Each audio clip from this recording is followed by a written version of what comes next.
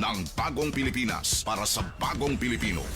Naghahatid ng mahahalagang balita at impormasyon na guugnay ng pamahalaan sa sambayanan. Tulay sa himpapawid ng serbisyo publiko. Radyo Pilipinas. Radyo Publiko. Ang boses ng Pangulo. Sa Borongan, 657. Radyo Pilipinas. Radyo Publiko. Usapang Agrikultura. Ang inyong source of daily agri-news. Talakayang siksik sa kaalaman. Hatid ay impormasyon mula sa pamahalaan. Pagpapayaman sa ating mga likas na yaman para mas mapaunlad pa ang isa sa mga paunahing kabuhayan sa ating bayan. Usapang Agrikultura. Dito lang sa Radyo Pilipinas. Maupay nga adlaw ha aton na tanan, adi naliwat kita hininaton farm radio program nga usapang agrikultura hatag haiyuhan Department of Agriculture Regional Field Office A. So hinauton ta ano anaton mga manmarating ang sugad gihapon han nagkikita hininaton programa is updan niyo ako ha sa kobiton o sa ka oras para maghatag haiyuhan mga updates iton mga activities nga gindumara nga diha Department of Agriculture. Pero before kita maghatagin updates, syempre di rin naton hingangalimtan itong pag-greeting good morning po han aton Regional Executive Director nga isa Rodel G. Macapanyas. Ada gihapon an aton Assistant Regional Director nga Ma'am Ginilyn Almeria. Syempre di rin naton hingangalimtan an aton mga division chief, an aton mga colleagues nga sugad gihapon han mga attached agencies na nabulig nga diha Department of Agriculture para han pag-implementar hiton mga proyekto or programa nga makakabulig ngadto iton aton mga parag-umangan sugad gihapon han aton mga purupangisda. Good morning gihapon ha aton mga parag-umangan purupangisda ngan sugad gihapon han aton mga konsumidor. Para po kamo maging updated hiton aton mga gimpo-post haamon ha Department of Agriculture is pwede po niyo i-follow, i-like ngan i-share gihapon ang amon Facebook page nga Department of Agriculture Eastern Visayas. Ngan para gihapon ha aton mga konsumidor para kamo maging updated hiton aton pamiresyohan hiton pipira naton ng mga agricultural commodities is pwede po niyo i-scan po ini na QR code para po kamo makakarawat hin mga text blast kung natagpera na ba yan na itong presyohan isda sugad gihapon han ng mga bugas ngan han mga utanon nga gimbabaligya nga to hiton aton mga merkado. So yan na naman mga kasangkayan tikangan naton itong paghatag haiyo han update hiton aton gindumarang nga activities wherein han mga nakalabay nga mga adlaw nagdumara kita or an aton mga taga-amad or agribusiness and marketing assistants kaupod gihapon ang taga National Food Authority ngan syempre lakip gihapon ang pira naton ng mga LGU ngan sugad gihapon han provincial government labi na nga to ha Samar ngan sugad gihapon ha Northern Samar an ha Yabong Samar ngan sugad ha Katarman Samar in nagkaada kita han benteng bigas meron na program na nakadto hini na mga probinsya. Yakan ko pa man nakadto ini Hayabong ngan sugad gihapon ha Katarman, Northern Samar.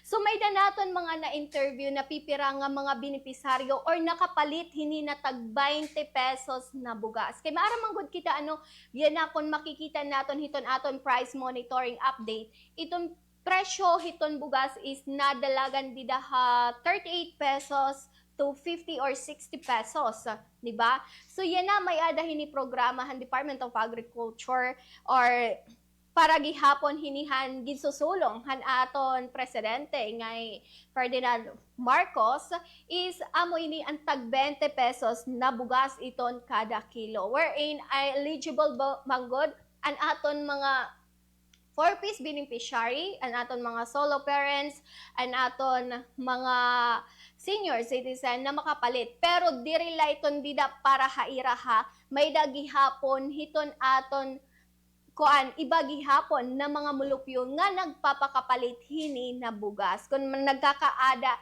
hini na mga programa nga tuhiton era mga munisipyo. So adi pamatian naton an aton mga na-interview nga mga nanmamalit hini na bugas dito hayabong Samar ngan sugad gihapon Hakatarman, Northern Samar.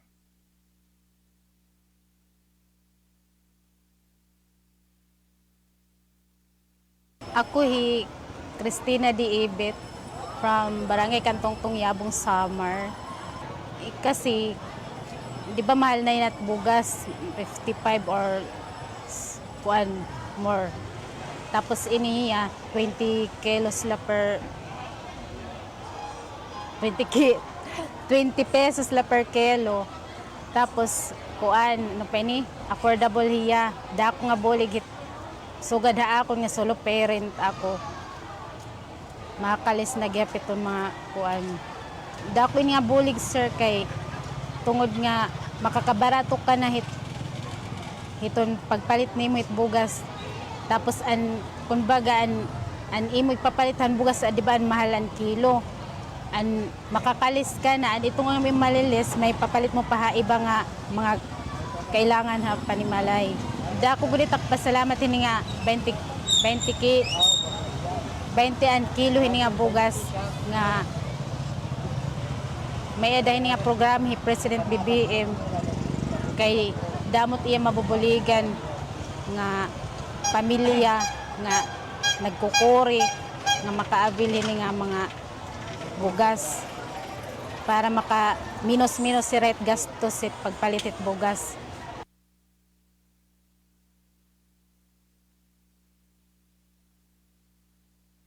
Ako Enrique G. Delodado, taga Poblasyon Ukso, Barangay Leandria, Yabong Samar. Dako na niya nga bintaha nga makabilhin nga ginhatag yan ang oportunidad. Kay damo na kasi niya gihinulat hini ito nga maabot din niya amon bungto ini nga binta nga tag 20 an kilo itong bugas. So, an oportunidad diri gud namon kakaragan kay importante gud kaupay nga makabil kami yan nga panahon labis na gud nga nagmahal iton aton mga bugas yana. Dako nakaupay at bulig init sansa. Just imagine, sa kaadlaw ang 3 ka kilo magasto ako 180. Yan na ang 3 ka kilo 60 pesos lang akon magagastuan usa ka adlaw. Dako ora-ora namon pasalamat labis na gud among barangay mulupyuhan namon barangay Leandria, Poblasyon Ukso. Kay ini nga oportunidad tagsala ini. Ngang kunta ginahangyo namon ni Presidente Bongbong Marcos nga igpapadayon ini nga programa didi among bungto base atong god nga mga vulnerable person nga permanente god nga kinahanglanon god nira ini nga oportunidad nga tag 20 la kilot bugas.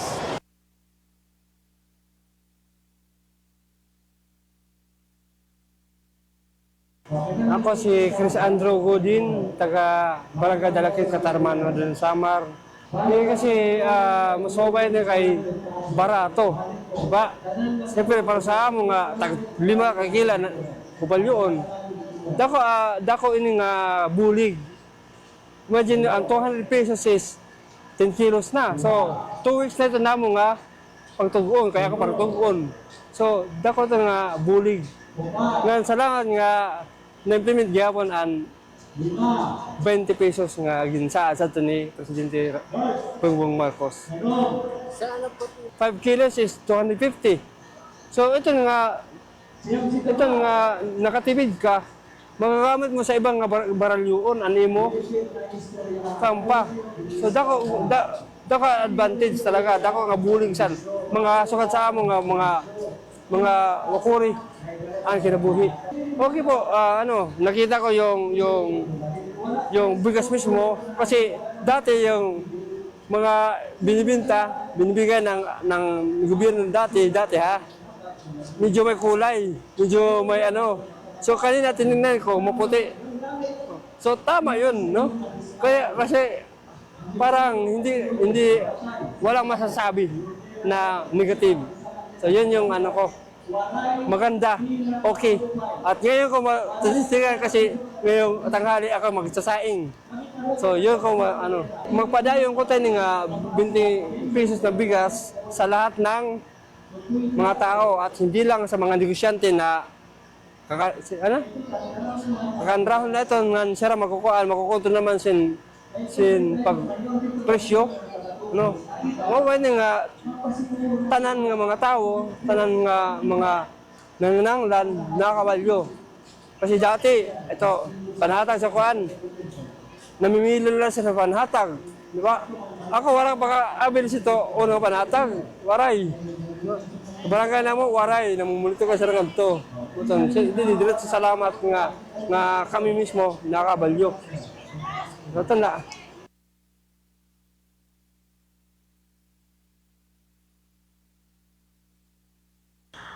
Ako po si GC Alim from Barangay Dalakit, Katarman, Northern Samar. Purok 5, Dalakit. Sir, dako ko din nga bulig sa amon tungod sa kakoreya na ora-ora. Nga makuri na kami maka-up sa pagpalit sa bugas tungod sa kamahal. Tapos mahal palat ang mga paraliton nga iba. An amon hiagi nga dito'y makuri namon pagkasyahon. Kaya dako amo pagpasalamat sini nga may ada na sini nga programa nga tag 20 kilos. Dako sini sir an mabulig sir kay tungod sa an 40 plus an kilo diri iton maabot sa amon 1 week sa 10 kilos. Diri iton maabot sa amo 1 week tungod kay siyempre dako man kami nga pamilya.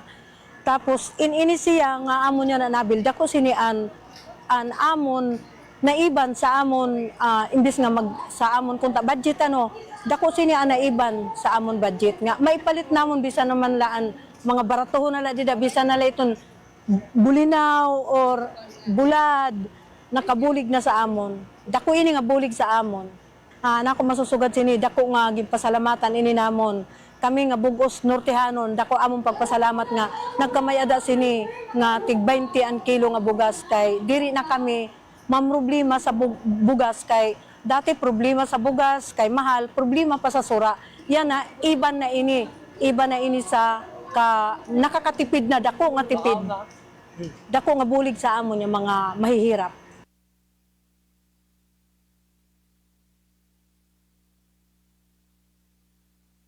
So amo ato mga kasangkayan an aton naging interviewhan aton pira nga mga manmaralit ngadto hayabong Samar ngan sugad gihapon Hakatarman Northern Samar.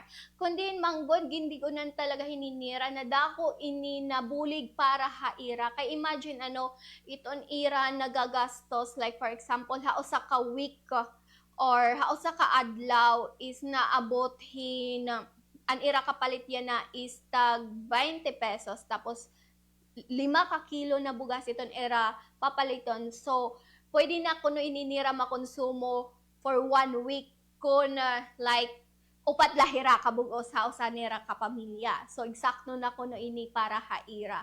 So, dako na nabulig kay kung dito hira na palit ang mga merkado na iton prices is na range iton 40 plus pesos until 60 pesos is dako talaga iton diferensya iton 20 pesos. So, an ira na lang an ira na titipid is pwede na ininira mapalit hiton mga igsusura nira. So, gad na lang iton utanon or iton karne or bulad man or ano pa man na pwede nira mapalit pa hitira na titipidhan pagpalit hini na tag 20 pesos na bugas. Pero ginihingyap gihapon hininira na magpadayon talaga ini na programa kay para ini makabulig gihapon han atong mga kablas na mga kabugtuan. So, dinila na aton temporaryo tapuson ini na atong programa. So, hinaton tayo nakakuha kamo mga impormasyon na ayuging kikinahanglan. Ngan para gihapon again, maging updated kamo. Hiton amon gindo dumara nga mga activities or kung may ada niyo mga pamakiana, is pwede niyo i-visit po iton amon Facebook page nga Department of Agriculture Eastern Visayas. And kung may ada gihapon niyo pamakiana regarding hiton RSBSA, pwede po niyo i-message iton era Facebook page. Iton era Facebook page po is RSBSA Eastern Visayas. So, dinhilanay nato temporaryo tapusan ini naton programa. Ini ngayon iyuging kaupod, Elizabeth Hugo. Damo nga salamat ngan maupay nga aga haaton na tanan. Hatid ay balita, impormasyon at sari-saring kaalaman tungkol sa sektor ng agrikultura sa ating bayan. Usapang Agrikultura. Kasama ang Department of Agriculture. Alamin ang mga hakbang ng administrasyon para mas mapaunlad pa ang iba't ibang industriyang agrikultural at pakinggan ang mga proyektong handog sa mamamayan upang mapalago ang kanilang mga kabuhayan. Usapang Agrikultura. Lunes hanggang Biyernes, alas 5 ng umaga. Dito lang sa Radyo Pilipinas. Labas ng ating Philippine Area of Responsibility, pero inaasahan po natin yung easterlies or yung mainit at malisangan na hangin na nanggagaling sa dagat Pasipiko ay magdadala ng mga kalat-kalat na pag-ulan dito sa may Bicol Region, Caraga, Davao Region, Northern Samar, Eastern Samar at Southern Leyte. Naasahan din natin yung Northeast Monsoon ay magdadala ng maulap na papawiri na may mga pag-ulan dito sa may Apayao, Kalinga, Mountain Province, Ifugao, Cagayan, Isabela, Quirino, Nueva Vizcaya, Aurora at Quezon. Asahan din natin ang maulap na papawiri na may mga mahihinang pag-ulan dito sa Batanes at nalalabing bahagi ng Cordillera Administrative Region. Sa Metro Manila at nalalabing bahagi ng ating bansa, maaliwalas na panahon naman ang ating inaasahan, pero asahan din natin yung mga isolated rain showers, isolated line rains o kaya yung mga localized thunderstorm, lalo na sa hapon at sa gabi. So ngayon, meron po tayong nakataas na gale warning dito sa seaboards po ng Northern Luzon. Kaya pinapalalahanan po natin mga kababayan po natin na delikado po muna pumalaot dito, lalo na po yung may mga sasakyan maliit pandagat. Yan po muna latest. Ma'am Shenar, 2 linggo na lang matatapos na po ang 2025. Meron pa ba tayong asahang posibleng pumasok na sama ng panahon? Sa ngayon po, wala naman po tayo nakikita pa po sa ngayon, pero patuloy po tayo magbo-monitor. Pero nakailan na ba tayo? Suma total, nakailan bagyo na tayo? Umabot na po tayo. Ang pinakahuli po natin ay si Verbena. Napunta, wait lang po. Pangilan yun? Huling bagyo po. Wilma po yung pinakahuli po Wilma, natin no? bagyo, opo. Kasakaling may papasok na wag naman sana, ano kaya magiging pangalan nito? Nasa letter Y po tayo, Yasmin po. Asmin naman, ano ho? Opo. Bang bagyo natin na mas marami ngayon kaysa nung nakalipas at taon o paano ba? Yes po, mas marami po yung ngayon po. Marami, tsaka mas mapaminsala pa yata, no? Yes po, tama po kayo dyan. Ma'am Shenar, maraming salamat. Ingit na lang po kayo dyan. Thank you, ma'am. Thank you. Ma'am Shenar Dominguez mula sa tanggapan ho ng Pag-asa. Usapang Agrikultura. Usapang Agrikultura. Dito sa Radyo Pilipinas. Ano tayo? Sana wala nang bagyo, no? Pero ang umeeksena naman, itong pambubuli na naman sa atin ng Oscar na naman ng Chine, no? Uurot talaga eh. Pero ba talaga na yung mga mangingisda natin dapat escorted sila ng Coast Guard, sila ng BIFAR? Tulungan sila, di ba? Coast Guard, tsaka yung kailang iba pang di ba? Pandagat nila. Noon ba eh? Saktan ho tayong mangingisda. Sabi kayo, pang klase kayong nilalang. Usapang Agrikultura. Usapang Agrikultura. Dito sa Radyo Pilipinas. 20 minutos kapitbahay makalipas ang alas 5 na madaling araw, galaw-galaw para hindi pumanaw. Ay Research and Development Center nakatanggap po ng composting facility for biodegradable waste sa tangkapan ng Department of Agriculture. Detalye po si Albert Arango, WJS, Radyo Pilipinas, Radyo Publiko Albay. Radyo Pilipinas. Radyo Pilipinas. Report. Matagumpay na naisagawa ng Department of Agriculture, Bureau of Soils and Water Management ang turnover ng composting facility for biodegradable waste sa Albay Research and Development Center. Sinabi ng Department of Agriculture Bicol na ang turnover ceremony ay bahagi ng patuloy nilang advokasya para sa sustainable at climate resilient agriculture sa bansa at gawing kapaki-pakinabang ang biodegradable waste sa pamamagitan ng paglikha ng compost upang makatulong sa pagpapababa ng gastos ng produksyon at pagpapabuti ng kalidad ng lupa. Kabilang aniya sa maaring maging benepisyaryo ng programa ang local government units kabilang ang barangay LGUs, farmers cooperatives and associations na accredited ng Department of Labor and Employment, Securities and Exchange Commission, Cooperative Development Authority at Department of Social Welfare and Development Learning Sites at farm schools na accredited ng Agriculture Training Institute at Technical Education and Skills Development Authority at iba pang Department of Agriculture stations at government agencies. Para sa Bagong Pilipinas, Elvra Arango, Radyo Pilipinas, Radyo Publiko Albay. Usapang Agrikultura. Usapang Agrikultura. Dito sa Radyo Pilipinas. Okay, maraming salamat. Radyo Pilipinas, Albay, Albert Arango. Para sa nating kapitbahay, 22 minuto makalipas. Ang alas 5 na madaling araw, galaw-galaw para di pumanaw. Naman tayo sa Zamboanga. Okay. DA sa Zamboanga Peninsula nagsagawa ng stakeholder consultation and planning exercise. Yan po sa Pagadian City, Zamboanga Sur. Detalye lang niyo po naman si Leslie Cobol, XMR Radyo Pilipinas, Radyo Publiko Zamboanga Peninsula. Radyo Pilipinas Report. Nagsagawa ng stakeholder consultation and planning exercise sa Pagadian City ang DA sa Zamboanga Peninsula para sa mga prioridad na programa at proyekto para sa fiscal year 2027. Lumawak sa naturang aktibidad ang 36 na mga magsasaka at 12 mga kinatawan ng Municipal Agriculture Office mula sa 12 SAAD covered municipalities sa Zamboanga del Sur at Zamboanga Sibugay. Dumalo rin ang 3 staff mula sa Provincial Agriculture Office ng Zamboanga del Sur kasama ang Field Operations Division Chief na si Ginoong Hannibal Bayuang, 8 mga tauhan ng SAAD Regional Program Management Support Office, 4 na Area Coordinator at mga Agricultural Program Coordinating Officer ng Zamboanga del Sur at Zamboanga Sibugay. Ang konsultasyon ay magsisilbing plataforma upang makuha ang mga opinyon ng mga benepisyaryo, mga eksperto na mga pananim at hayop at mga stakeholder upang matiyak ang mga prioridad na interbensyon at mga programa ng SAAD para sa taong 2027 na akma sa pangangailangan ng mga magsasaka at lokal na mga stakeholder. Layo ng inisyatiba na mapatibay ang suporta sa Sustainable Livelihood Program ng DA-SAAD sa buong Zamboanga Peninsula. Para sa Bagong Pilipinas, Leslie Cubol, Radyo Pilipinas, Radyo Publiko, Zamboanga, Sibugay. Usapang Agrikultura. Usapang Agrikultura dito sa Radyo Pilipinas. Maraming salamat, Leslie Cobol, Radyo Pilipinas, Zamboanga, Sibugay. Good morning sa mga Zamboangueño, sa mga Chabacano. Okay, mga Espanyoles. 24 minutos makalipas ang alas 5. Natin ang report galing po naman sa Taguig, Pangasinan. Lokal na pamahalaan ng Villasis, Pangasinan nagpatabag po ng malawakang konsultasyon para patatakin ang agrikultura at mga magsasaka. Ang detalye tutok tayo kay Mildred Coquia. Maliwares, Radyo Pilipinas, Radyo Publiko Tayog. Radyo Pilipinas Report.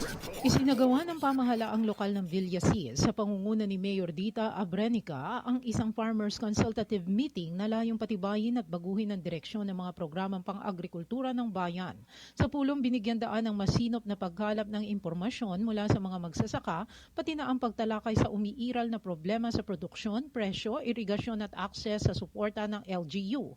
Layunin nitong tukuyin ang mga konkretong tugon na maaari pang idagdag upang mapaunlad ang operasyon sa sakahan.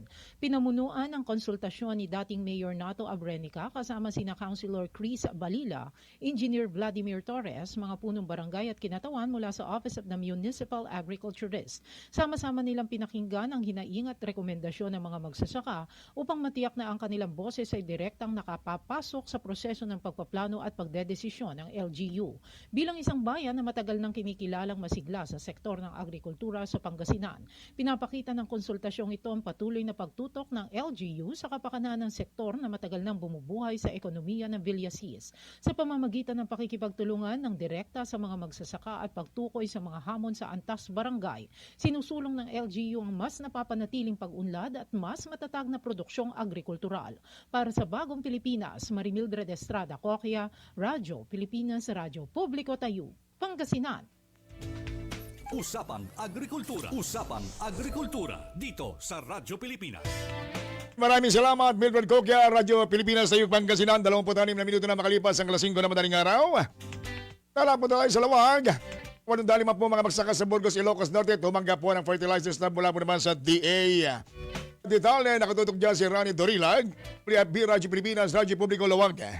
Radyo Pilipinas Report. Natanggap ng 854 na magsasaka sa bayan ng Burgos, Ilocos Norte ang mga abunong ibinigay ng Department of Agriculture. Kasabay ng Puloy Festival ng nasabing bayan, sinabi ni Municipal Agriculturist Cheryl Rugian na unang nagbigay sila ng fertilizer stub at ipinalit nila ng naturang abono. Nasa 820 na sako ng sulfate fertilizer ang pinaghati-hatian ng mga magsasaka. Paliwanag ni Rugian na bahagi ito ng cluster hybridization Digitalization Program ng DA. Nabatid na una nang nabigyan ng complete fertilizer ang mga nasabing magsasaka dahil sila ang nakapagtanim sa huling cropping season. Para sa Bagong Pilipinas, Rani Durilag, Radyo Pilipinas, Radyo Publiko, Lawag. Usapan Agrikultura. Usapan Agrikultura dito sa Radyo Pilipinas. Maraming salamat, Rani Dorilag, Radyo Pilipinas, Lawag. Good morning lang, happy listening at shout out ang Veronica Maputi ng Negros Oriental. Maging doon sa mga staff niya, magagaling niya masahista. Yan sa Adensma Clinic. Ayan, layo lang no? Negros Oriental. So na kaya si Director Public Scona. Ito Public Scona ng SRA. Sala, kamusta na dyan kamusta na yung mga asukal natin dyan, mga tubo-tubo natin dyan. Wala sa naga tayo. Municipal Agriculture Office ng Laguna, Camarines Sur, may panawagan sa mga magsaka na hindi pa kumukuha ng Fuel Assistance Program card. Na kayo? Diyan si Ronnie Ofancia sa detalye ng DWRB, Radyo Pilipinas, Radyo Publiko Naga.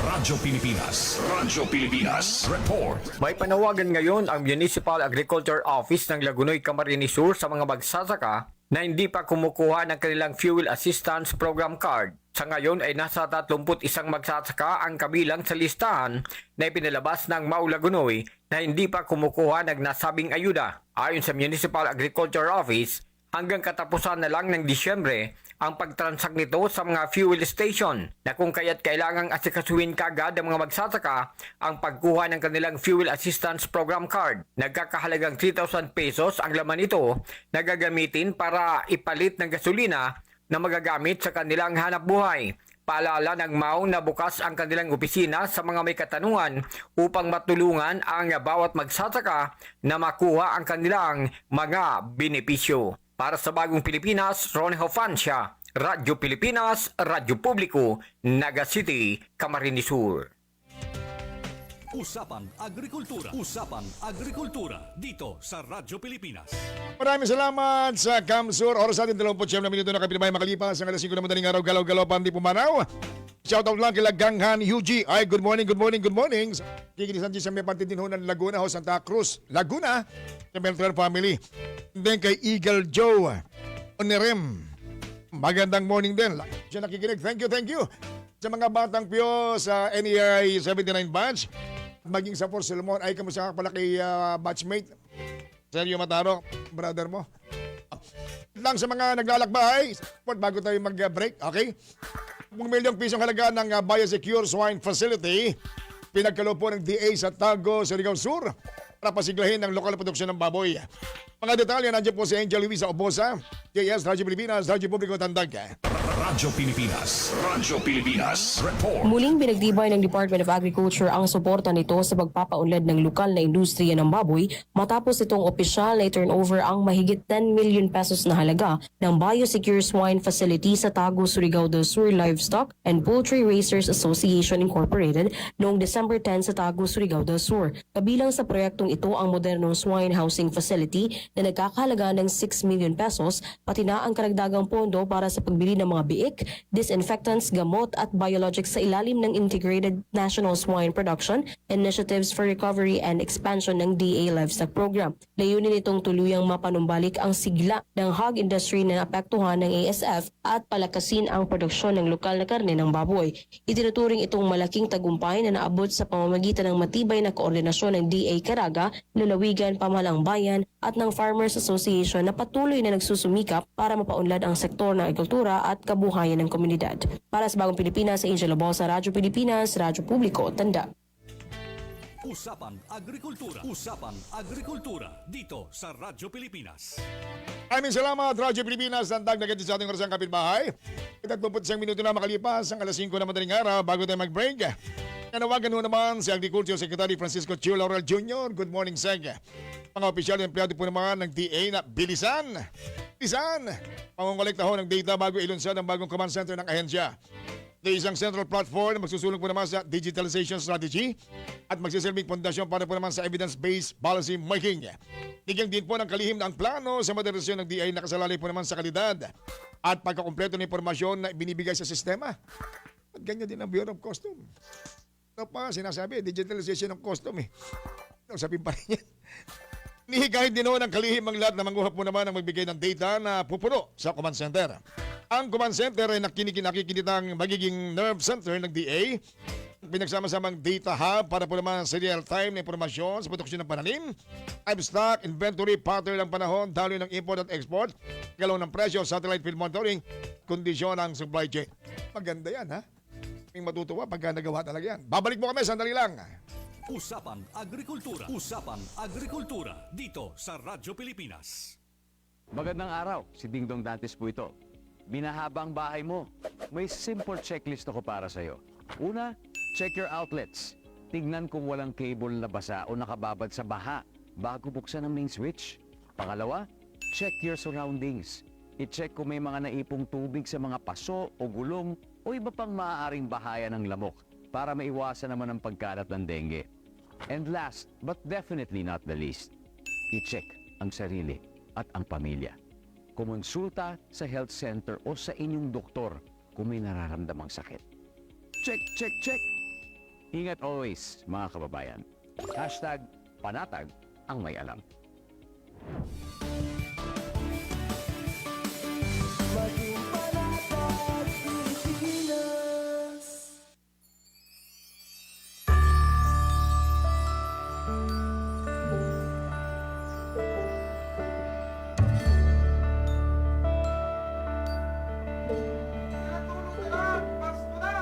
Ramdam natin ibang simoy ng hangin. Ito ay tanda na mayroong darating.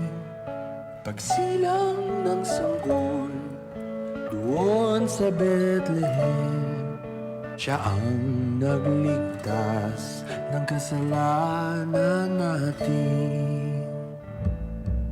O bakit pa nalimutan na natin ang siyang tunay na diwa ng Pasko? Mag-alay sa ating kapwa, lalo't di pinagpala, tayo ay magmahal ng walang kapalit. Ng Radyo Pilipinas. Ang tunay na Pasko ay tayo. Ano man ang ginagawa natin, ang Pasko ay pagmamahalan, pagbibigay, kapatawaran. Ang Pasko ay ikaw at ako, iba-iba man ay isa tayo. Bagong Pilipinas, bagong Pilipino, yan ang tunay na diwa ng Pasko. Sana'y maghilom na mga sugat natin, kahit iba-iba paniniwala natin. Kaya ngayong Pasko, magkasundo tayo, pareho lang naman, maganda ang hangarin. Ang tunay na Pasko ay tayo. Ano man ang ginagawa natin, ang Pasko ay pamamahalan, pabibigay. This is the celebration of the birth of Jesus, and to once again dedicate ourselves and our lives to that service.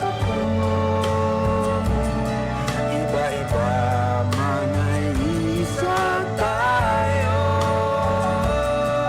Bagong Pilipinas, bagong Pilipino, yan ang tunay na diwa ng Pasko.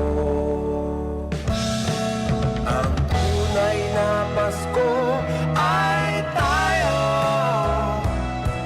Ano man ang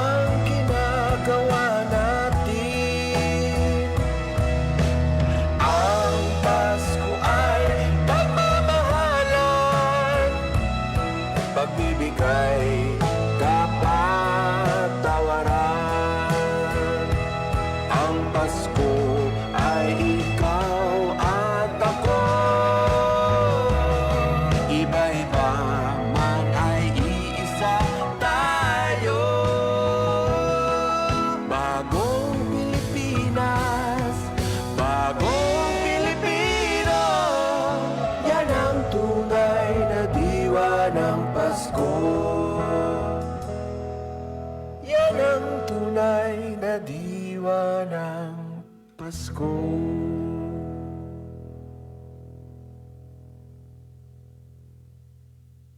Balita, laging totoo. Impormasyon, detalyado at kumpleto. Serbisyo, tapat para sa bayan. Ito ang Presidential Broadcast Service. Tumutugon sa tawag ng pagkakaisa para sa bagong Pilipinas. Bagong Pilipinas. Tapat sa pag-uulat. Radyo Pilipinas 1. Radyo Pilipinas 738 AM.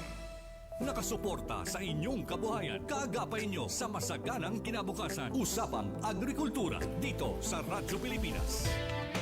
Congratulations muna kay Goma, kay Congressman ng 4th District ng Leyte. Third politician, si Richard Gomez the Goma. Naluho siya. Object na binabato tapos binabaril. Kuha siya ng silver doon. Congrats sa kay Goma. Si Goma nung araw, huli kami nagkita nito. Yung anak ko, punta sila sa amin nung araw, diyan kami sa may Magsaysay Street, sa may Guadalupe. Manya si Aga. Lit pa yan ako noon, 1 taon, 2 taon. Pag-anak kasi ni Mrs. Barkada nila. Morning kay Aga rin, ha? Aga Mulag. Morning din kay Congressman Gomez. Natat mga bata pa sila nung araw. Congrats muna sa ating bansa. Tayo po ay nakakuha na ng ilan na ba? 14 na medalya dito po sa SEA Games. Meron na po tayong 17 ginto, 9 na silver. Uli dyan yung kay Goma, no? 68 na bronze. Ayan. Sa medal standing, pang-anim ho tayo. Tungo na yung host yung Thailand. Congrats pa rin po sa ating mga magigiting na mga manlalaro. Usapang Agrikultura. Usapang Agrikultura dito sa Radyo Pilipinas. Good morning kay Ayla. Ano ba Ayla? 500 milyong pisong halaga ng Mega Slaughterhouse. Planong itayo po naman sa Daraga Albay. Detalye, puntahan natin si Diana Mendez, DWJS, Radyo Pilipinas, Radyo Publiko Albay. Radyo Pilipinas. Radyo Pilipinas. Report. Itinurn over ni dating Albay 2nd District Representative Joey Salceda sa lokal na pamahalaan ng Daraga ang isang feasibility study para sa itatayong 500 million pesos mega slaughterhouse na inaasahang magiging pinakamalaki sa buong rehiyon ng Bicol. Balak itayo ang pasilidad sa Barangay Balinad, Daraga sa isang 3 ektaryang lupain. Dinisenyo ito bilang isang AAA slaughterhouse, ang pinakamataas na antas ng accreditation para sa mga pasilidad ng pagkatay ng hayop sa bansa. Ayon kay Salceda, ang pagsusumiti ng feasibility study ay isang mahalagang kinakailangan para sa pagsusuri ng Department of Agriculture Philippine Rural Development Project. Ibinahagi rin niya na mayroon na siyang verbal approval mula sa Philippine Rural Development Project ng Department of Agriculture Bicol, kaya't maaaring magpatuloy ang proyekto sa susunod na yugto ng proseso. Sa panayam ng Radyo Pilipinas Albay, sinabi ni Melgy Matosinhos, Municipal Agriculturist ng Municipal Agricultural Services Office Sumaso, na kasalukuyan ng kino-comply ng kanilang tanggapan at ng technical working team ang lahat ng dokumento at requirements para sa implementasyon ng proyekto. Dagdag pa ni Matosinhos, malaking tulong ang nasabing slaughterhouse upang masiguro ang kalinisan at kalidad ng karneng dumarating sa merkado. Inaasahan din itong magbibigay ng malaking suporta sa livestock industry ng Albay at magdudulot ng karagdagang sigla sa lokal na ekonomiya ng Daraga. Ayon pa sa kanya, mahigit 2 taon ang ginugol sa pagbuo ng pag-aaral para sa proyekto, kaya't umaasa siyang maisa sa katuparan na ito sa lalong madaling panahon. Para sa Bagong Pilipinas, Diana Mendez, Radyo Pilipinas, Radyo Publiko, Albay.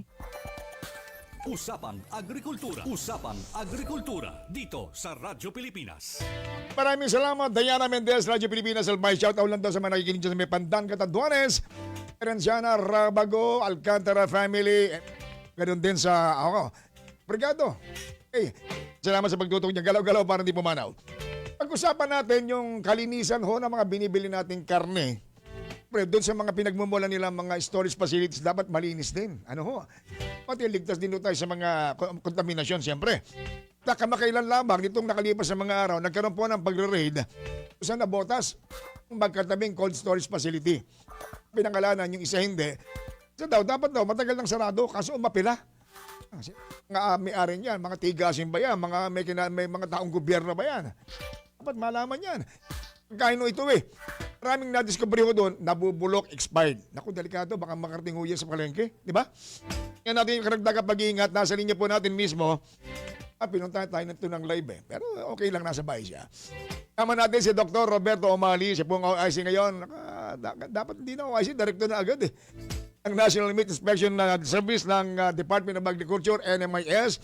Dr. Roberto Omali, Director, magandang umaga sa iyo. Welcome mo sa Radyo Pilipinas, Usapang Agrikultura. Si Kahiro, good morning, Doc Bob. Magandang umaga, Kahiro. Magandang umaga po sa ating mga kababayan. Salamat. Tama ba yung banggit ko?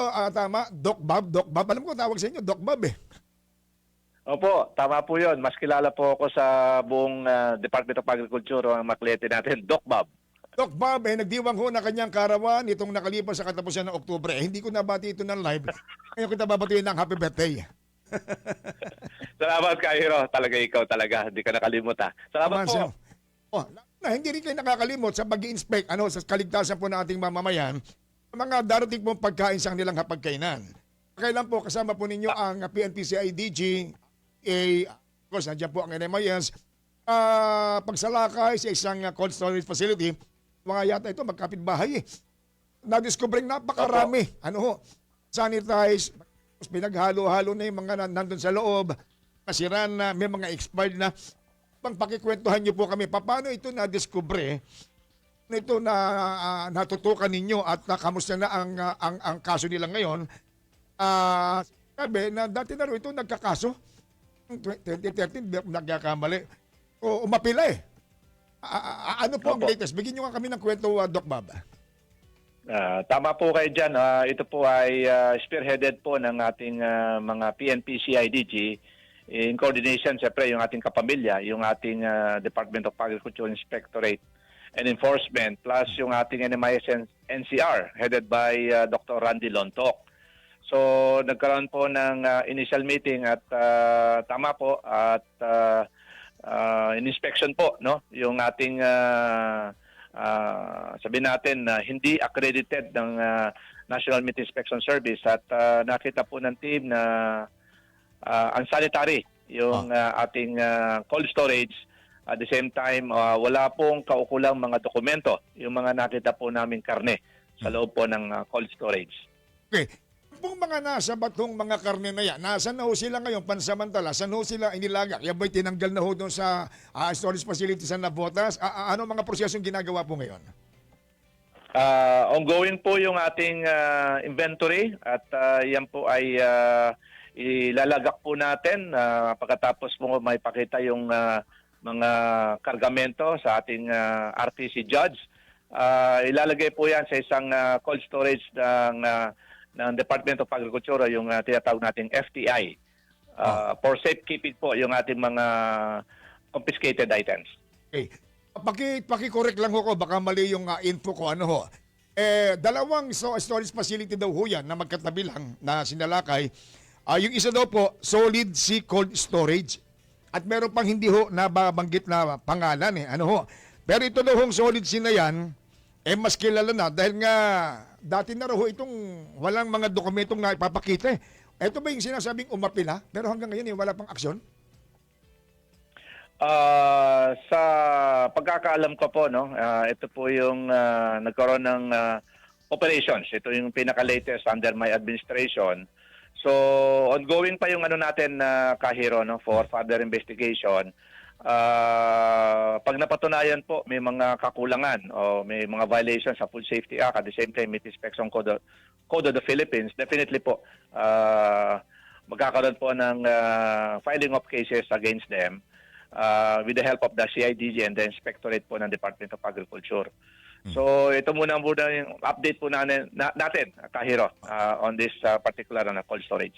Alam naman na ho natin na mahirap po talagang kuminsang pasukin, lalo na't mga pribadong mga pag-aari. Pero anong ginawa ho ninyo? Anong ginawa ng NMIS? Anong ginawa ho ng PNP, CIDG? Anong pagtutulungan meron kayo? Paano ho nalaman ninyo na may mga paglabag doon sa mga pasilidad? May mga tipster ba? Base po sa mga information na nakuha po ng kasi nandyan po kasi ang National Meat Inspection Service as a technical agency in support sa ating kapulisan. At the same time sa ating Inspectorate Enforcement and DA. So nandun po ang National Meat Inspection Service to assist them technically. So fit ba yan or unfit? May dokumento ba yan o wala? So ito po yung mga nakuha na naibibigay natin mga tulong sa ating mga kapulisan at alam naman pagdating sa intelligence gathering napakagaling po ng ating PNP.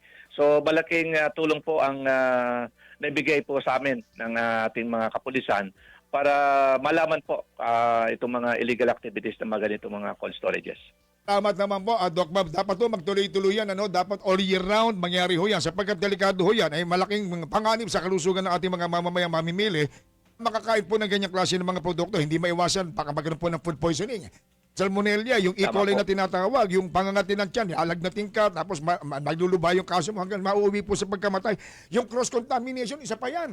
Kung isa sa bahay lang, hindi ba, Doc Bob, dapat hinihiwalay mo yung mga sariwa na tumutuloy yung dugo, wag mo ilalagay sa mitaas, dapat sa baba. At hiwalay mo din yung hilaw sa mga lutong pagkain kasi nagkakaroon ng cross-contamination. Tama po. No? Sa pamimili kasi ng karne, Kahiro, lagi ko sinasabi, di ba, meron tayong 5 senses, yung amoy-amoyin, hawak-hawakan. May pang-anim po sa food safety. Ito po yung tinatawag natin common sense. Na alam mo nang double dead, alam mo nang masangsang o may problema, bakit mo pa bibilin? Bakit mo pa iluluto? So almost always ang sinasabi ko po, laging gamitin po yung ating common sense. Binabanggit ko, may mga ilang report dito po sa mga nasa koting mga illegal na produkto. Mukhang galing pa rin to sa mga bansang medyo questionable. Tama ho ba yung mga nasamsam daw ho na produkto ay nasa 10 milyong piso? Kasi kung ito'y lalampas ng 10 milyong piso, pwede na pong economic sabotage na yan. Pwedeng magmulta ng 100 milyong piso at pwedeng makulong po hanggang 20 taon. Ano po asan tayo doon? Ito ba'y pumasok na 10 milyong piso o lampas? Paano po ba? Sa ngayon po, Kahiro, ongoing po yung inventory natin. Once na po yan ay lumampas po ng 10 million. So, ibang kaso na po. No? Patong-patong po kasi yung pwedeng ikaso po sa kanila. Sa side po ng National Meat Inspection Service, nandiyan po yung Food Safety Act, nandiyan po yung Meat Inspection Code of the Philippines. Kung sakali pong lumampas ng, ng 10 million, isasampa na po ng team, especially nung PNP, CIDG and the team, yung anti-agricultural economic sabotage law ang pwede pong gamitin. Sana may masample lang tayo dyan. Matagal ang kababayan natin naghihintay ng sample sa mga ganyan. Anyway, medyo gagawin naman ako dito sa kaligtasan po at dagdag kaligtasan ng ating mga mamimili. Ngayong Kapaskuhan at papasok po ang bagong taon. Doc Bob, pwede bang bigyan nyo kami ng tip? Pwede bang aralin nyo yung mga nakikinig ngayon at paalalahanan?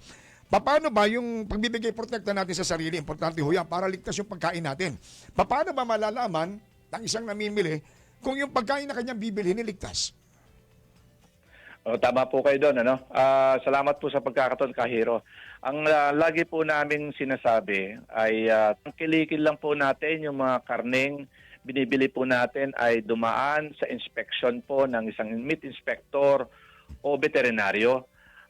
Pagkatapos po makatay sa ating mga kataying hayop at the same time poultry dressing plant, meron po kaming binibigay na meat inspection certificate pag local. Na katunayan anong oras in inspection, sino nakapirma, saan ang destination. Wala pong bura yung mga permit na binibigay po ng National Meat Inspection Service. Kung meron pong bura yung permit na nakikita natin sa mga palengke o yung mga binibigay po sa atin, ay huwag po natin tangkilikin, i-report po sa pinakamalapit na local government units, veterinary offices or yung National Meat Inspection Service. Sa mga imported naman po, Kahiro, meron po tayong tinatawag na Certificate of Meat Inspection. Ito po ay permit na binibigay po natin sa mga imported products. Nang ibig sabihin, ito po ay katunayan na na-inspection po ng National Meat Inspection Service. At yan po yung local or imported ay sinasakay po sa isang accredited na meat transport vehicle. So, ang bilin ko lang po sa ating consuming public, sana tangkilikin lang natin yung mga karneng alam natin na dumaan sa inspection. Gamitin po natin yung mga senses natin, yung sense of smell, sense of hearing, siguro chismis naman po yon, yung sight. And sabi ko nga, 5 po yon. Ang lagi ko sinasabi, yung pang-anim, may common sense. I-report po natin. Kulay abon na o kaya itim na yung produkto, kaya talagang iba na yung amoy, dapat talagang medyo mag-isip ka na. Opo. Alam naman natin minsan na sana hindi lang po presyo ang pinag-uusapan, bagkos yung pong kalidad ng karne. Okay. Yung kalidad ng karne na pag-uusapan at yung mga iba pang nabanggit ninyo, dapat talagang obserbahan at i-practice natin pare-pareho. Saan naman daw ho, ito ang tanong nito, saan naman ho kami dapat talaga bumili ng karne at isda para ma-check na yung kaligtasan binabanggit ninyo, makamta namin. Saan ba dapat talaga bumili? Pwede ba kung saan-saan lang? Pwede ba sa mga tiyangge-tiyangge? Pwede ba sa bangketa? Paano ba? Ay, tama po ko dyan, Kahiro. No? Meron tayo pong mga official stations like yung mga public, private markets, yung mga meat shops natin, mga supermarkets po natin. Nandiyan po yung ating mga karne ibinebenta na legal, sabi nga natin. At the same time, nandiyan din po yung mga, dapat po yung mga binibili natin karne ay may tatak, no? Meron pong branding, meron pong permit galing sa local government o National Meat Inspection Service. Yung lagi po natin tandaan.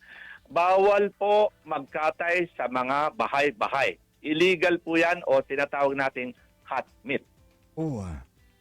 Gagano, may nagbebenta ng nasa bangketa, nasa tiyanggi-tiyanggi lang. Pwede palang i-report yun.